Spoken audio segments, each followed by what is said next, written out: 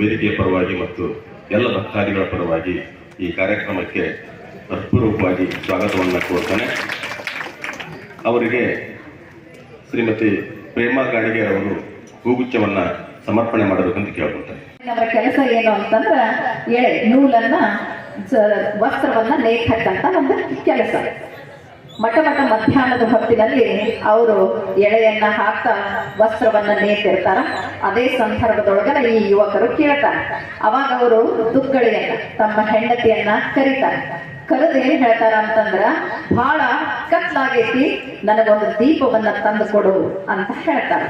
ಅವಾಗ ಒಳಗಡೆ ಕುಟ್ಟತಕ್ಕಂತ ಏನೋ ಕೆಲಸದಲ್ಲಿ ಬ್ಯುಸಿ ಆಗಿರ್ತಕ್ಕಂಥ ದುಗ್ಗಳೆಯವರು ಏನ್ ಮಾಡ್ತಾರಂದ್ರ, ಆ ಒಂದು ಮರು ಮಾತನಾಡದೆ ಕತ್ತಲೆಯೊಳಗಿರ್ತಕ್ಕಂಥ ದಾಸಿಮಯ್ಯನವರಿಗೆ ಒಂದು ಹಣತೆಯನ್ನ ತಂದು ಅವರು ಮುಂದಿಡ್ತಾರೆ.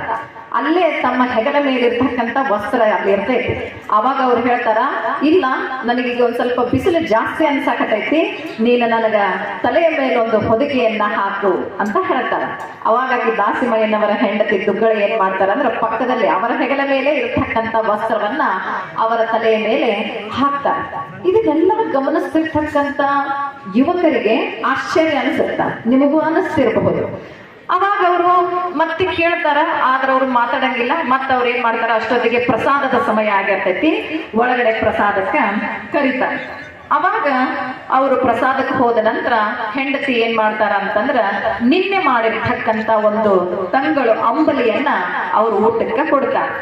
ಕೊಟ್ಟ ನಂತರ ಅದನ್ನ ಏನ್ ಮಾಡ್ತಾರ ಅಂದ್ರ, ಅವ್ರು ಹೇಳ್ತಾರ, ತುಂಬಾ ಬಿಸಿ ಐತಿದು ಈ ಒಂದು ಅಂಬಲಿ, ಇದಕ್ಕ ಗಾಳಿ ಹಾಕು, ಅದನ್ನ ಆರಿಸಿಕೊಡು ಅಂತ ಹೇಳಿದಾಗ ದುಗ್ಗಳೆ ತಮ್ಮ ಸೆರಗಿನಿಂದ ಆ ಒಂದು ತಂಗಳು ಅಂಬಲಿಗೆ ಗಾಳಿಯನ್ನ ಬೀಸ್ತಾರೆ. ಇವಾಗ ತಡ್ಕೊಳಕ್ಕಾಗ್ಲಿಲ್ಲ ಯಾರಿಗೆ, ಯುವಕರಿಗೆ. ಅಲ್ಲ, ಮಠ ಮಧ್ಯಾಹ್ನದೊಳಗೆ ಕತ್ಲೈತಿ, ದೀಪ ತಂದು ಕೊಡು ಅಂತೇಳಿ ಅವ್ರು ತಂದು ಕೊಡ್ತಾರೆ. ಹಾಗೇನೆ ಹೆಗಲ ಮೇಲೆ ಇರ್ತಕ್ಕಂಥ ವಸ್ತ್ರವನ್ನ ತಲೆ ಮೇಲೆ ಹಾಕಂತ ಹೇಳಿದಾಗ ಒಂದು ಮಾತಾಡಲಿಲ್ಲ.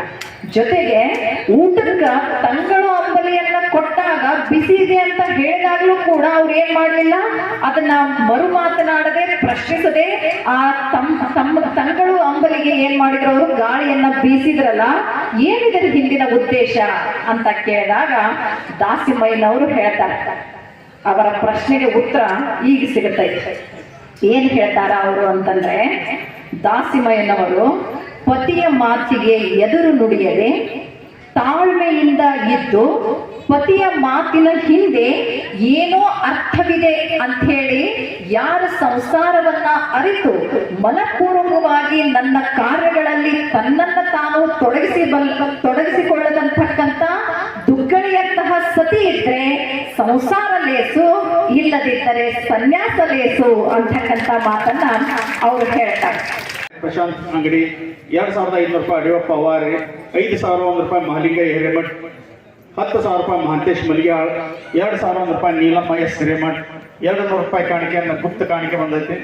ಆನಂತರ 500 ರೂಪಾಯಿ PI ಮುಚ್ಕಂಡಿ ಗುರುಗಳು, 500 ರೂಪಾಯಿ ಶ್ರೀ ರಾಜು ಅಮರಾವತಿ, 1,011 ರೂಪಾಯಿ ಶ್ರೀಮತಿ ಕಾಶಿಬಾಯಿ ಷಣ್ಮುಖಪ್ಪ ಇಳ್ಕಲ್, ಕ್ಷಮಿಸಿ 1,011 ರೂಪಾಯಿ, 252 ರೂಪಾಯಿ ಮುತ್ತಣ್ಣ ಭಜಂತ್ರಿ, 2,500 ರೂಪಾಯಿ ಗುಪ್ತದಾನ. ಈ ಗುಪ್ತದಾನ ಮಾಡಿದಂತ ಮಹನೀಯರು ನಮ್ಮ ಮಾಲಗಿ ತಿಮ್ಮಣ್ಣ, ಅದ್ರ ಹೆಸರು ಹೇಳ್ಬಿಡಂಗಿದ್ರು, ದಯವಿಟ್ಟು ನಾನು ಕ್ಷಮ ಮಾಡ್ರಿ. ಆನಂತರ 1,001 ರೂಪಾಯಿ ಗೋವಿಂದ ಗಿಡದಂತ ಹೆಸರು ಬರ್ಸಾರ, ಹೆಸರು ಹೇಳಿದ್ರೆ ಬ್ಯಾಡ್ರಿ, ಮನೆ ಗೋವಿಂದ ಗಿಡದಷ್ಟ ಬರ್ಕೊಡ್ರಿ ಅಂತ ಹೇಳಿದ್ರು. 1,001 ರೂಪಾಯಿ ಬಾಬು ಸಂಗಮಕರ್ ಟೇಲರ್ ಸಾಹೇಬ್ರ, 1,101 ರೂಪಾಯಿ ರಾಮಗೌಡ ಬೆಳ್ಳಿಹಾಳ್, 501 ರೂಪಾಯಿ ಭೀಮಶಪ್ಪ ಕೊಡಗನವ್ರು, 1,001 ರೂಪಾಯಿ GM ತಾರೋಳ್ ನಿವೃತ್ತ ಶಿಕ್ಷಕರು, 201 ರೂಪಾಯಿ ಲೆಕ್ಕಮ್ಮ ಶೇಬಣ್ಣವರು, 101 ರೂಪಾಯಿ ಶಾಂತಪ್ಪ ಬಳಗೋಡ್ ಸಾಕಿನ್ ಬದ್ನಾಳ್. ಈ ಎಲ್ಲ ಮಹನೀಯರು ನೀಡಿರುವರು. ಓಂ ಶ್ರೀ ಗುರು ಬಸವಲಿಂಗಾಯ ನಮಃ. ಬಸವಣ್ಣನೇ ತಂದೆ, ಬಸವಣ್ಣನೇ ತಾಯಿ, ಬಸವಣ್ಣನೇ ಪರಮ ಬಂಧುವನಿಗೆ ವಸುದೀಶ ಕಪಿಲ ಸಿದ್ಧ ಮಲ್ಲಿಕಾರ್ಜುನಯ್ಯ ಎನಗೆ ಹೆಸರಿಟ್ಟ ಗುರು ಬಸವಣ್ಣನಯ್ಯ. ಓಂ ಶ್ರೀ ಗುರು ಬಸವಲಿಂಗಾಯ ನಮಃ. ಅಭಿವೃದ್ಧಿಯವ್ರು ಫ್ಲಾಶ್ ಟ್ಯಾಗಿಗೆ ಹೋದ್ರೆ ಅಂತ ಅನ್ಸುತ್ತೆ. ಅನಂತ ಧನ್ಯವಾದಗಳು. ಬಹುಶಃ ಅವರು ಕೊಟ್ಟಾದ ಬಳಿಕ ಭಗವಂತ ಅವರಿಗೆ ಎಲ್ಲವನ್ನು ಕೂಡ ಕೊಟ್ಟಿದ್ದಾನೆ. ಅದರೊಳಗೆ ನಾನು ಮಾತ್ರ ತಿಂದು ತೃಪ್ತಿಯನ್ನ ಪಡುವುದಲ್ಲ, ಇಂತಹ ಒಂದು ಕಾರ್ಯಕ್ರಮಕ್ಕೆ ಕೊಟ್ಟಿದ್ದ ಕರೆ ಆಗಿತ್ತು, ನನ್ನ ಹತ್ರ ಸಂಪತ್ತಿದ್ದು ಕೂಡ ಸಾರ್ಥಕ ಆಗ್ತದ ಅನ್ನುವಂತ ಭಾವದಲ್ಲಿ ಅವರು ಕೊಟ್ಟಿದ್ದಾರೆ. ಆ ಎಲ್ಲ ಮನೆತನಗಳು ಕೂಡ ಆ ಮುರುಗೇಂದ್ರ ಶಿವಯೋಗಿಗಳ ಆಶೀರ್ವಾದ ಸದಾವಕಾಲ ಇರಲಿ ಅನ್ನುವಂತ ಆಶಯವನ್ನು ವ್ಯಕ್ತಪಡಿಸ್ತಾರೆ. ದಾನವನ್ನು ಮಾಡಲೇಬೇಕು. ಇಸ್ಲಾಂ ಧರ್ಮದೊಳಗಡೆ ದುಡಿದಿರ್ತಕ್ಕಂಥ ದುಡಿಮೆಯೊಳಗಡೆ 2% ದಾನವನ್ನು ಮಾಡಲೇಬೇಕು ಅಂತ ಹೇಳುತ್ತಾರೆ. ದಂಡ ದ್ರೋಹಕ್ಕೆ ಉಂಟು, ಪುಂಡ ಪೋಕರಿಗುಂಟು, ಹೆಂಡರು ಮಕ್ಕಳಿಗಿಲ್ಲೋ ಈ ಕಾಲ, ದಾನ ಧರ್ಮಕ್ಕೆ ಇಲ್ಲೋ ಈ ಕಾಲ. ಏನಾದ್ರೂ ಒಂದು ತಪ್ಪು ಮಾಡಿದ್ವಿ ಅಂತಂದ್ರೆ